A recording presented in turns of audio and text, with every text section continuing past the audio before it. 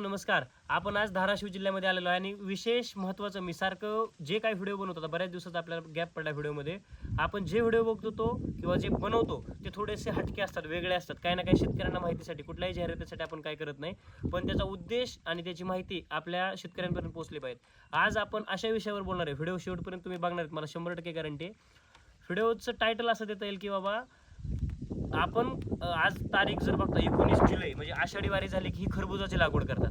भयानक विषय मित्रांनो. पाऊस पडतो आपल्याकडं, पश्चिम महाराष्ट्र असेल किंवा हे जे काय धाराशिव जिल्ह्याचा, सोलापूर जिल्ह्याचा भाग असेल, इकडं बऱ्याचपैकी आपण ऐकतो की खरबुजाच्या लागवड होतात. पण विशेष सांगायचं म्हणजे हे शेतकरी फक्त आणि फक्त पावसाळ्यात खरबूज करतात, इतर वेळी खरबूज करत नाहीत. पहिलं त्यांनी कुंदन केल्यानंतर लायलपूर केल्यानंतर आता आपण एक दुसरी व्हरायटी त्यांना देतोय क्राऊन म्हणून.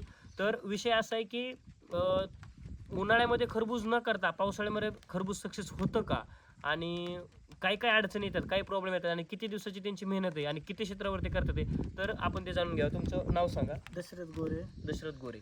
बरं. तर आता मला सांगा, ही तर खरबुजाकडे तुम्ही वळालात कधी, आणि थोडक्यात सांगा का वळण्याचं कारण काय, आणि ह्याच सीझनला खरबूज करण्याचं कारण काय? ह्या सीझनला म्हणजे मार्केट चांगलं राहतं. बरं. ह्या तत्वानं ह्या सीझनला आम्ही वळतो. जवळ 18 वर्ष झाली. 18 वर्षापासून खरबूज करताय. जून जुलै महिन्यात किंवा आषाढी एकादशी झाली की 2 दिवसांनी ते करतात. तर आता ह्या 2024 एकादश झालेले, काल परवा दिवशी एकादश झालेले, आणि आज आपण तुमच्या प्लॉटवर बसले. आता ही जी लागवड झालेली ही किती एकरावरती लागवड झाली? 4 एकर. आता 4 एकर. आणि पाठीमागे दिसते 2 एकर आहे. पाठीमागे 2 एकर. तर ह्याचं जे मॅनेजमेंट आहे, तुमची इतर पिकं कुठले की तुम्ही आता खरबुजाकडे वळालात कसं? खरबुजाकडे म्हणजे पहिलं द्राक्षाची बाग होती. द्राक्षाची बागात काय एवढं म्हणजे वाटलं नाही, जेव्हा खरबुजात चांगलं वाटायला लागलं. म्हणजे 15-16 वर्षापूर्वी. 15-16 वर्ष कमी दिवसात जास्त नफा. आणि पावसाळ्यात पहिल्यांदा पीक करायचं कोणी सांगितलं का, तुम्हीच रिस्क? नाही, आम्हीच रिक्स घेतली पावसाळ्यात. पण विशेष म्हणजे पावसाळ्यात पीक करायचं ठीक झालं, ही जमीन तुमची हलकी आहे किंवा मुरमाड जमीन आहे, पाणी वाहून जाते, हे सगळं इथलं मॅनेजमेंट तुम्ही करताय, 17 वर्षापासून करताय, म्हणजे हे काय विचारायची गरज नाही. पण सगळ्यात महत्वाचं, हे जे पिकवताय ते मार्केटमध्ये विकलं जातं ह्या दिवसात. विकलं जातं खरबूज पावसाळ्यात लोक खातात. 17 वर्षापासून लोक 17 वर्षापासून पावसाळ्यामध्ये लोक खातात. तुम्ही कोणाचं बघितलं होतं खरबूज कोणाचंच नाही बघितलेलं, स्वतः सुरू केलं? आणि कोणते व्यापारी आहेत मुंबईमध्ये तुम्हाला? मला विचारलं. आता हनुमंत गावडे, गावडे, बाळकृष्ण शिंदे, हा मोठे नाना कदम, परत ही काय रे, राकेश गुप्ता. म्हणजे 3-4 व्यापारी आहेत, ते सगळ्यांना माल आपल्याकडून जातो. आणि त्यांचं कनेक्टिव्हिटी कशी राहते आपली? मालाची एकदम शायनिंग बिन एकदम फास्ट असते. बरं. तर विशेष म्हणजे मार्केटमध्ये हे विकल्या जाते बरं का, म्हणजे याला काही कुठल्याही प्रकारची अडचण येत नाही, आतापर्यंत नाही आली. आणि जर समजा वेली खाली आल्या खरबुजाच्या आणि हिथं जर फळ लागलं तर त्यावेळेस काय करता तुम्ही? काहीच करीत नाही, म्हणजे एकदम फळ व्यवस्थित राहते. खालून काय खराब होत नाही? काहीच नाही खराब होत नाही, काय नाही. हे जे सगळं बेड वरती माल राहतो. बऱ्यापैकी म्हणजे सेटिंग वरती. आणि जास्त एक्सेस नायट्रोजन झाला किंवा वेलीची वाढ झाली तर सेटिंगला काय प्रॉब्लेम नाही, काय प्रॉब्लेम होऊनच देत नाही आम्ही तसं. बरं. आणि ह्याच्यामध्ये सगळ्यात महत्वाचं जर मॅनेजमेंट राखायचं झालं तर फवारणी किती फवारण्यामध्ये येतं, किंवा किती कॉस्टिंग किती जातं थोडक्यात? ह्या शेतामध्ये काय अडचण येतात का? वाढतं का खर्च? वाढतो का? खर्च उन्हाळ्यात थोडी डबल खर्च आहे. डबल खर्च. एकरी सर्वसाधारणपणे किती खर्च करता तुम्ही? तरी बी लाख रुपयाच्या पुढे खर्च येतो एकरी. आता याला क्रॉप कव्हर करायची आवश्यकता आहे का? नाही, क्रॉप कव्हर ह्या दिवसात करत नाहीत क्रॉप. बरं. आणि सीड सोईंग केले म्हणजे बियाणं लावलं. आणि बियाणं लावल्यापासून हार्वेस्ट किती दिवसात होते अंदाजे? तरी किती दिवस? 65 दिवस. आणि व्यापारी डायरेक्ट इथं येतात का कसं? व्यापारी काय झालं, आम्ही मार्केटिंग करत होतो. बरं. ते मार्केटिंग सोडून दिली, कारण काय होतं, इथून तोडायचं हे करायचं, तिथं जाईपर्यंत माल डॅमेज होतो, मग कच्चाच जागेवर द्यायला चालू केलं. थोडक्यात प्रीमॅच्युअर माल जातोय, आर्ली माल जातोय, म्हणजे पूर्ण पिकलेला माल थोडक्यात नेत नाही. ह्या सीझनला विशेष असतं की बाबा, हे की पॉईंट लक्षात घ्या की माल ज्या वेळेस पिकतो त्यावेळेस देठ सोडतो, आणि देठ सोडल्यामुळे काय होतं की त्यात बुरशी फंगसचा अटॅक होतो, त्याच्यामुळे ते माल तिथपर्यंत जाऊ शकत नाही. त्यामुळे जरा थोडासा गाबोळा माल आपण जे म्हणतो की तो कटिंग करा, त्याच्यामुळे आपल्याला पण काही प्रॉब्लेम नाही, आणि पुढच्याला पण 2 दिवस ट्रान्सपोर्ट मध्ये गेला तरी अडचण येत नाही. ऍट अ टाइम 8-10 टन माल कट होतोय. ते पुण्याचे मुंबईचे व्यापारी स्वतः येऊन येतात का कसं करतात? स्वतः येतात, लेबर फक्त आपलं राहते. आणि आई सर 8-10 टनाचं असेल ते एकरी उत्पन्न किती निघते सर्वसाधारणपणे? एकरी म्हणजे आता बघा, एकरी तरी 10-12 टनापर्यंत काढतो. म्हणजे गेल्या वर्षी सरासरी हिशोब काढला तर 5 एकर मध्ये 70 टन निघला. 5 एकर मध्ये 70 टन माल. 70 टन ह्याचा. आणि नंतर आता तुम्ही लायलपूर लावताय, आणि त्याच्यानंतर आपण एक आता दुसरी व्हरायटी दिली त्यांना, प्रज्ञा सीड्स कंपनीची क्राऊन व्हरायटी. नवीन वाण आहे बघा, आपण ट्रायल करतोय. आता ह्याच्यानंतर ह्या वाहनावरती आपण जास्त काम करूया की हा वाहन लावल्यानंतर ह्याची सेटिंग कशी होती, ह्या तोडीस तोड ह्या वाहनांना चलतोय का. बाकी सगळे सेम आहे, म्हणजे व्हरायटी दिवसेंदिवस आपण पहिल्यांदा कुंदन खात होतो, नंतर आता लायलपूर खातोय, आता नंतर वेगळ्या बऱ्याच चंदन वगैरे व्हरायटीला देठ न सोडणाऱ्या सागरच्या किंवा स्वीट म्हणून वगैरे व्हरायटी आल्या ते नामदेव म्हणजे. आता नंतर ही वेगळी व्हरायटी ह्या सीझनला चालते का म्हणून आपण एक ट्रायल बेसवर देतोय की आपल्याला त्याचं सगळे डिटेल्स घ्यायचे आहेत हार्वेस्टिंग होईपर्यंत. तर ते झाला कंपनीचा विषय. पण आता मला हे जनरल माहिती झाली. पहिल्यापासून व्यवस्थित सांगा शेतकरी बांधवांना की आपण ज्यावेळेस कलिंगड खरबूज जी करणार आहे ह्या जुलै महिन्यामध्ये, तर जमीन ही तुमची काळी नकोच आहे, पूर्ण काळी नको, पाणी धरून ठेवणारी नकोय. आणि बेसल डोसला आपण काय काय म्हणजे काय काय खतं वगैरे टाकले तुम्ही बेसल डोसला? 10-20 परत त्यानंतर 1840 सुपर झिंक टाकले प्लस त्यात झिंक लागतं. एक की पॉईंट लक्षात घ्या शेतकऱ्यांनी, खरबुजामध्ये जसं मक्याला आपण झिंक मारतो दाना भरण्याच्या अवस्थेच्या अगोदर, तसं खरबुजामध्ये सुद्धा सेटिंगच्या काळात झिंक लागतं, मॅग्नेशियम लागतं. त्याच्यामुळे ते बेसलच भरून द्यायचं आणि वरून पण स्प्रे घ्यायचे. स्प्रे. आणि परत त्याच्यानंतर हे युरियाचं थोडं मिक्स युरिया जास्त का नाही, अमोनियम सल्फेट थोडंसं टाकायचं. युरिया डायरेक्ट लगेच अवेलेबल होतो, त्यामुळे अमोनियम सल्फेट हळूहळू अवेलेबल होतं. पोटॅश टाकले त्यात, पोटॅश टाकलेलं आहे, म्हणजे जास्त बेसलला भर दिलेला आहे, जास्त वॉटर सोल्युबल नंतर काय द्यायची गरज नाही. त्याच्यानंतर लावून घ्यायचं. तुम्ही दक्षिण उत्तर बेड केलेले आहेत, इकडं दक्षिण इकडं उत्तर आहे, पूर्व आणि पश्चिम, म्हणजे वेली पूर्वेकडे काय वाढते आणि पश्चिमेकडे काय वाढते, त्याच्यामुळे अडचण अशी येणार, सेटिंगला त्याला स्प्रेड होणार. आणि हे लावल्यानंतर फवारणी, ड्रिचिंग हे सगळं लेबर थ्रू घेतलं जातं. नाही फवारणी आम्ही स्वतः करतो. म्हणजे ड्रिचिंग वगैरे ड्रिचिंग शक्यतो आम्ही ठिबक मधूनच, सेपरेट ड्रिचिंग काही देत नाही. आणि वेल जर जास्त पळत असतील, तुम्ही तर म्हणता युरिया टाकायचं, तर काय तोटा होतो का जास्त वेल पळतात का युरिया वगैरे टाकल्यामुळे बेसलला? जरी वाटलं तर मग शेवट मग 0.2 वगैरे हात थोडासा वरून घ्यायचा, बरोबर, डायरेक्ट स्प्रे घ्यायचा. आणि काय होतं, कधी कधी कॅल्शियम अपटेक होत नाही. ज्यावेळेस वेली सुटतात किंवा हातात वेली जातात त्यावेळेस कॅल्शियम अपटेक होत नाही खालून, त्यावेळेस मग वरून पण कॅल्शियम द्यायचं. ते पण एक काळजी घ्यायची. म्हणजे एकही पॉईंट मी सांगतोय, थोडं शॉर्टली सांगतोय, व्हिडिओ जास्त लांबायला नको म्हणून, की बाबा कॅल्शियम खालून अपटेक होत नाही तर वरून कॅल्शियम द्यायचा. आणि अजून सेटिंगच्या काळामध्ये काय काळजी घेता वेगळी? सेटिंगच्या टायमाला औषधं जी भारी भारी औषध आहे ती जरा कमीच मारतो आम्ही. आणि सगळी साईडनं बांधवून औषध फवारतो. म्हणजे गव्हाणाची जी औषध का साईडनं फवारायची, त्यामुळे मधमाशी आतमध्ये येत नाही. बसून ह्यासाठी बांधणी फवार जास्त करून फवार आतमध्ये फवारत नाही, आतमध्ये नाही. आणि मधमाशी लागते का हो? मधमाशी सेटिंगच होत नाही. तर आता हे जी व्हरायटी ना, ह्यांचं एक जॉन्सन म्हणून कलिंगड आहे बघा, आता मध्येच विषयांतर होते. आणि हे पण तर ह्यांचं जे नर आणि मादी कळी ना, ते नरामध्ये पोलन ग्रेन देण्याची कॅपॅसिटी जास्त आहे आणि मादीची पोलन ग्रेन घेण्याची कॅपॅसिटी जास्त आहे. त्यामुळे ह्या व्हरायटी आहेत ना ह्या कंपनीच्या, यांची R&D वगैरे मोठी. तर ह्याचा फायदा काय होतो की सेटिंग जास्त होतं. मधमाशी ही लागतेच, म्हणजे कुठलंही जे असं क्रॉस पॉलिनेटेड पीक असं, कलिंगड, खरबूज असेल, काकडी असेल, ह्याला मधमाशी लागते. पण ज्याची पोलन ग्रेन द्यायची, अँथरची जी कॅपॅसिटी असते ना देण्याची जास्त, ती असेल तर सेटिंग चांगलं होतं. सेटिंग झाल्यानंतर बी लावल्यानंतर सेटिंगला काय अडचण असते तुम्हाला जाणवते? पुढं मागं होतंय का? नाही, काहीच होत नाही. म्हणजे ह्याच्या टायमाला हे जो म्हणतो आपण काळा असतो बिओगोनीचा, तो चांगला असतो. त्याच्यामुळे याला असं काय जर्मिनेशन लॉसेस होणं काय होणं काय गरज नाही. तुटाळानंतर लावता का तुम्ही? एक 5 दिवसानंतर ही जर उगवायची केमसा कमी दिसली, डायरेक्ट बीज खोसायचं, डायरेक्ट बीज खोसतो. रोपण लावायचं नाही. त्याचं काय होतं की बाबा ह्या दिवसामध्ये बिया चांगल्या येतात आणि उन्हाळ्याच्या सीझनला बी लावून चालतं नाही चालत, नाही, जास्त रोपच लावा लागतं. वातावरण पोषक राहत नाही. त्याच्यामुळं आता तुम्ही बी सुद्धा लावू शकता, खर्च कमी करू शकता तुम्ही. सगळ्यात महत्त्वाचं इथं खर्च तुमचा जवळजवळ 10-15 हजार खर्च कमी होतोय, पण तो तुम्ही औषधात घालताय.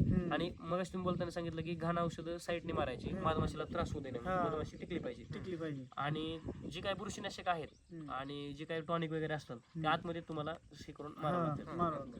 आणि अजून काय अडचणी येतात तुम्हाला ह्या दिवसामध्ये? काय अडचणी बाकीच्या नाही, काय डावणी दुरीचे काय अडचणी नाही म्हणताय हो, एवढा मोठा विषय, अडचणी भरपूर अडचणी, नाही तर सगळ्या जगाने केलं असतं. असं कसं म्हणतो तुम्ही? अडचणी आहेत, ह्याला तुमचं बेस तयार चांगला पाहिजे, तुम्हाला अनुभव पाहिजे. तुम्हाला जर अशी गरज वाटली कधी काही आमच्यासारखे कन्सल्टन्स किंवा कोणी दुकानदार वगैरे येतं का? नाही, कोणी नाही. म्हणजे काय ते सगळं पूर्ण अनुभव. जरी कधी कंडिशन पडली काय तर समजा एखाद्या वेळेस एखादा माणूस येऊन टेक्निकल देऊ शकतो. दुकानदार येऊन जातो की त्यावेळेस. तुमचे कुठले दुकानदार आहे तिथले शेजारचे? गणेगाव म्हणून इथून 4 किलोमीटर आहे. काय नाव आहे त्यांचं? सुशील पाटील म्हणून. सुशील पाटील. बरं, त्यांचं ह्याच्यामध्ये काम आहे थोडक्यात. त्यांचं वैयक्तिक असते खरबूज, त्यांचं पण उन्हाळ्याचं. म्हणजे बघा, लक्षात घ्या, टेक्निकल माणूस जरी असला तरी स्वतः तो रानात काम करणार पाहिजे. जुनं टेक्निक असून उपयोग नाही. एखादा खुर्ची बसणारा दुकानदाराचा इथं, म्हणजे माझं काय विरोध नाही त्यांना, आता मी दुकानदार आहे, नर्सरीधारक आहे, पण विषय काय होतो, ती पिकं आपण वारंवार लावत चाललोय, बरोबर आहे. पण त्यावेळेस रोग येणार आहेत काही. आता बघा, क्लायमेट कंडिशन सतत बदलत चालते, कधी पाऊस येतोय, कधी गारा पडतात, काही पण होते. थंडी कधी येते हा. तर त्यानुसार जो टच मधला माणूस आहे तो महत्वाचा आहे. हा ठीक आहे, मग त्या पद्धतीने आम्ही तशा फवारणी करतो नाही हा, जेव्हा म्हणजे ह्या उन्हाळ्यातल्या व्हरायटी सुद्धा ह्या पावसाळ्यामध्ये येतात आहे, काही प्रॉब्लेम येत नाही. जर समजा अचानक जास्त पाऊस झाला, कधी पाऊस होतो आपल्याकडे पश्चिम महाराष्ट्रात, तर दसऱ्याच्या दिवाळीच्या हा, वेळेस हा. त्यावेळेस जर सेटिंग आलं म्हणजे सेटिंगचा पिरियड आला तर काय अडचण येते का? नाही अडचण कधी आली तशी, नाही ना आली. कधीच म्हणजे नाही आजपर्यंत तुम्ही 14-15 वर्षात सगळे पिकं काढलेले आहेत. कधी सगळे. एखाद्या वेळेस असं पीक एखादं फेल गेलंय का की नाही, बाबा? कधीच नाही जाऊन एक गेलंच गेलं नाही, नाही, एक एक पण बी नाही. गेलेलं नाही. म्हणजे विशेष आहे. आता आम्ही एवढं खरबुजामध्ये काम करतोय बऱ्याच दिवस झालं.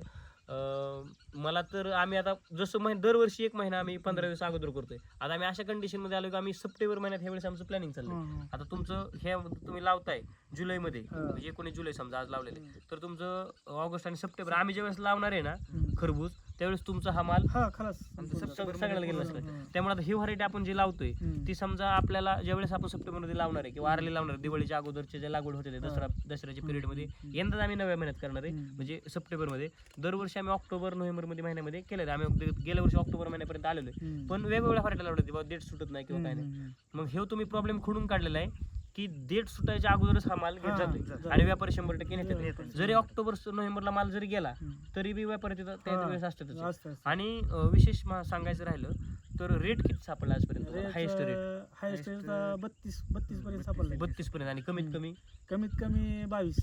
आणि कोरोनाच्या काळात तुम्हाला काय अडचण आल्या का? कोरोनाच्या काळात 2 वर्ष लावलंच नव्हतं. लावलंच नव्हतं. हा. म्हणजे तुम्ही पीएचडी झालेले असं थोडक्यात की तुम्हाला सगळं माहिती हा. आहे कधी काय करायचं आणि कधी नाही करायचं. 6 एकर बघा विशेष बाब आहे, तुम्ही बघताय समोर, आणि कधी तुम्हाला यायचं असलं तर तुम्ही इथे येऊ शकता बघायला. गणेगावच्या जवळच आहे आंतरगाव म्हणून. तर 6 एकर प्लॉट हे करतात आहे. आता आम्ही काय होतं लोकांना जाहिरातीचा विषय वाटतो किंवा काय वाटतो, पण हे बघितलं महत्वाचं आहे बरं का. शेतकऱ्याची मुलाखत घेणं किंवा काय करणं पहिल्यापासूनच मी म्हणतो शेतकऱ्याच्या पाठीशी राहणं उभं गरजेचं आहे. नंतर प्लॉट आला किंवा प्लॉट आल्यानंतर व्हिडिओ काढणं किंवा काय काढणं हे थोडंसं चुकीचं वाटतं माझ्या माहितीप्रमाणे. थोडक्यात साध्या भाषेत आपण जे सांगतो तेच महत्व, की पॉईंट जे काय लक्षात राहणं की ह्यात काय जमीन निचरायची पाहिजे, तुमचा पिरियड महत्वाचा पाहिजे लावण्याचा, की बाबा त्याच वेळेस लावलं गेलं पाहिजे, थोडंसं वापसा कंडिशन पाहिजे जमिनीला ती. आणि अजून सांगायचं म्हणजे की मार्केट जर असेल तर अशा गोष्टी सगळ्या व्यवस्थित आहेत. मार्केट नसल्यानंतर तुम्ही काय करणार आहे? नुसतं माल पिकवताल पण नंतर गेला पाहिजे ना मार्केटला तुम्हाला. तर इथलं सगळं जे मॅनेजमेंट आहे तुम्ही जे करता, हे तुम्ही आता दोघं आपले करता, तर कसं शेड्यूल राहतं? म्हणजे आता पीक पद्धती कोणती तुमच्याकडे? पिकं कोणती जातात? आता केळी आहे, पुन्हा पितायवान पेरू पेरू आहे. आहे. आणि बाकीची खरं बाकीचं काही करीतच नाही मी. म्हणजे- आता सोयाबीन तेवढं थोडं केलंय. हा, इथं बाकी भागात तुमच्या जास्त काय चालतं? काहीच नाही तर करीतच नाहीत लोक. नाही बाकी सोयाबीन, तूर, उडीद, मूग, कांदा काय असतो हा, एवढंच ही कांदा पिके जातात. आणि ह्या पिकामागं वळल्यानंतर तुम्हाला असं काय आर्थिक बाबा पाठबळ भेटलं का 100% गॅरंटेड? किंवा म्हणजे जे आपण म्हणतो पैसा ते जास्तीत जास्त भेटत गेला का लॉसेस मध्ये? नाही ज्या पैसा भेटतच गेला आम्हाला. महागारी दिवस महागारी बस आलंच हा, नाही. ते महत्वाचं आहे. काय होतं, लोक करतात 4-2 व्हिडिओ बघतात, इकडले तिकडले दुकानदार सांगतात लावा करा, आणि त्याच्यानंतर असा पिरियड येतो 2-3 एकरवाले लोक एकतर इकडला सगळा पैसा हे काय कांदा फिंदाची खरीबातले पिके ती साईडला ठेवून करायचा, पैसा साठवायचा आणि ह्या पिकात घालायचा. आणि हे पिकाने जर लॉसेस मध्ये गेलं तर माणूस परत उभ्या आयुष्यात हे पिकाकडे नाही loss आम्ही कधी गेलोच नाही. योग्य नियोजन जर केलं ना, हा. loss मॅनेजमेंट जातो. महत्वाची. तुम्ही गेला नाही त्यामागे तुमचे कष्ट आहे, 17 वर्षाची मेहनत आहे. तुम्ही औषध खत नवीन येत असतील, व्हरायट्या नवीन येत असतील, पण तुमचं जे मॅनेजमेंट राहते ना ते जुनच आहे हा, ना. जुनंच त्या आहे. मॅनेजमेंटच्या जे वस्तू तुम्ही आज करताय. नाहीतर काय होते, बरीच पोरं आमच्यासारखे आता तरुण पोरं येतात, 20ली 30ली पोरं येतात आणि ह्याच्यामध्ये फसतात आणि परत ते ब्लेम करतात की बाबा आम्ही ह्याचं ऐकून केलं आणि आमचा तोटा झाला. तर मॅनेजमेंट मध्ये लेबर इथं भेटतं का? हार्वेस्टिंग झालं, फवारणी करायचं म्हणलं तर at a time. फिक्स आहे फवारणी. आणि रोग आल्यानंतर फवारणी घेता का अगोदर? मी सकाळी 7 वाजल्यापासून जिथं असतो ते संध्याकाळी 7लाच घरी जातो. तोपर्यंत कुठं नसतं, एक दिवस सुद्धा इकडे तिकडे नाही. रोज नियमित काम. आज इथं बघणार, थोड्या वेळ तिथं बघणार, नंतर तिथं बघणार, नंतर इकडे बघणार.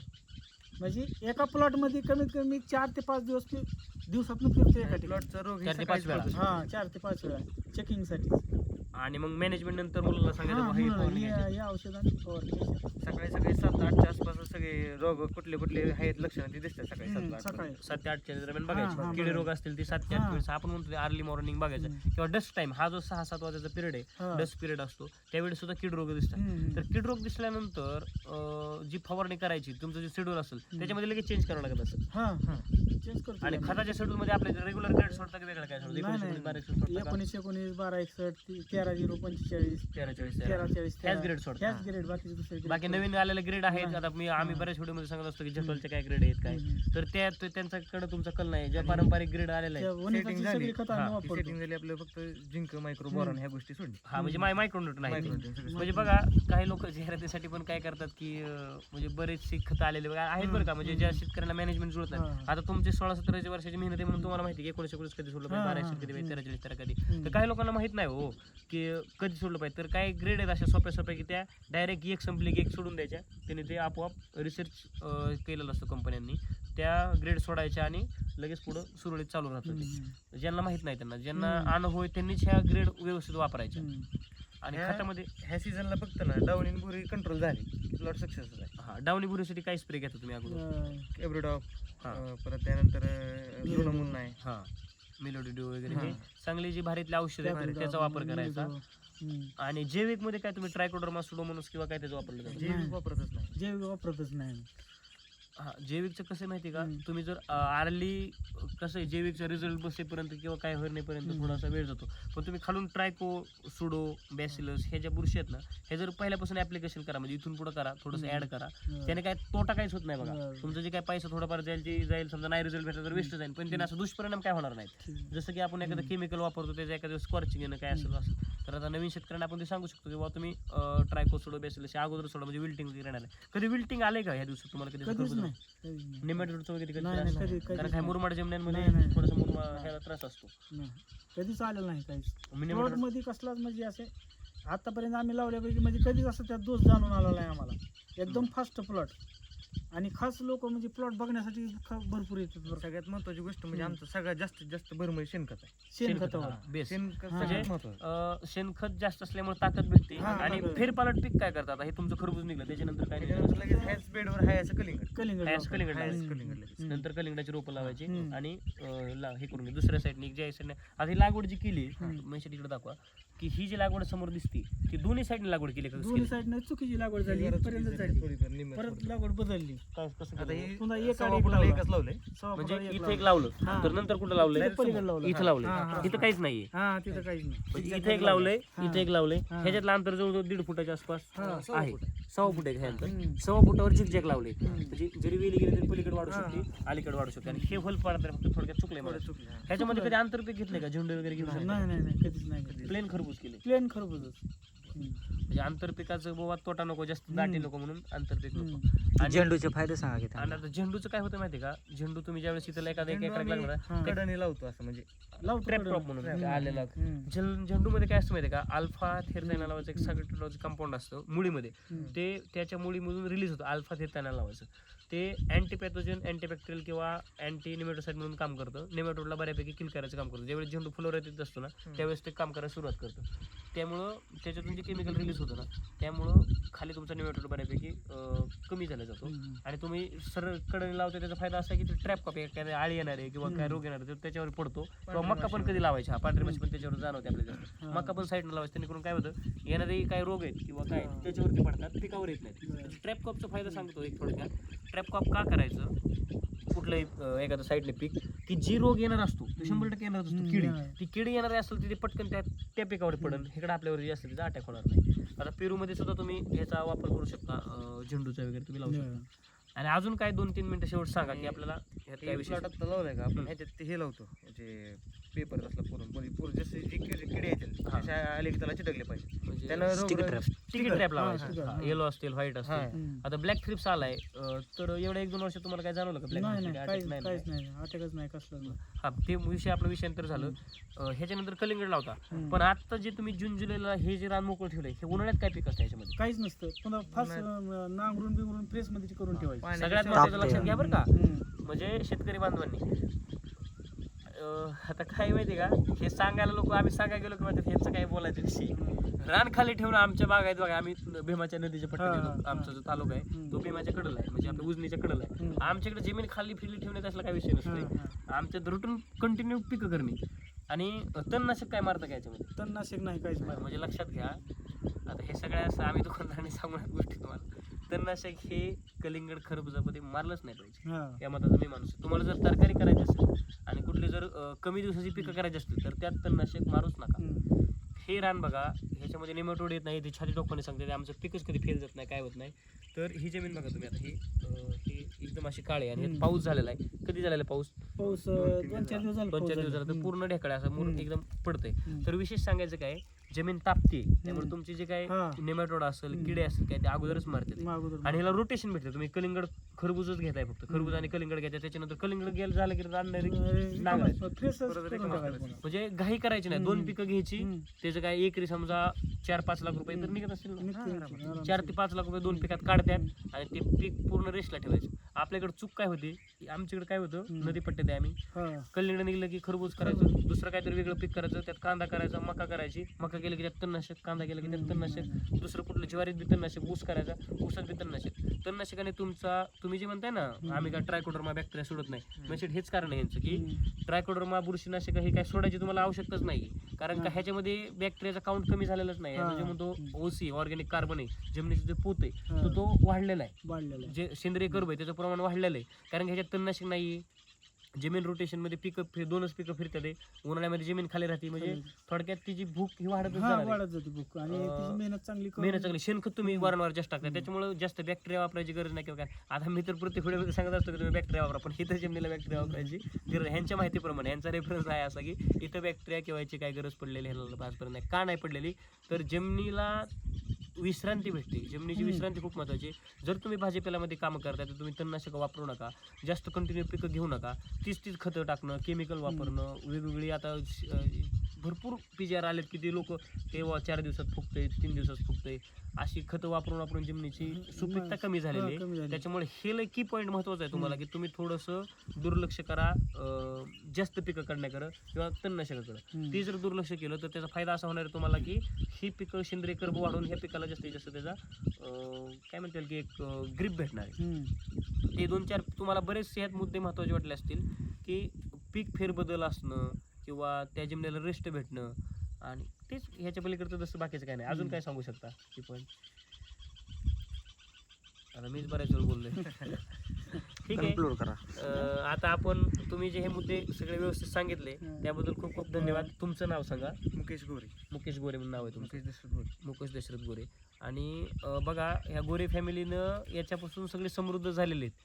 म्हणजे तुम्ही जर खरबुजाचं पीक उन्हाळ्यात घेतच नसाल आणि ह्याच सीझनला घेतलं गेले 17-18 वर्षापासून, 18 वर्षाचा अनुभव म्हणजे आमचं वय 26-27 वर्षे, हा. आमच्या वयाच्या जवळजवळ पाऊणपट तुमची हीच आहे, अनुभवच आहे तुम्हाला. तर थँक्यू. Yeah.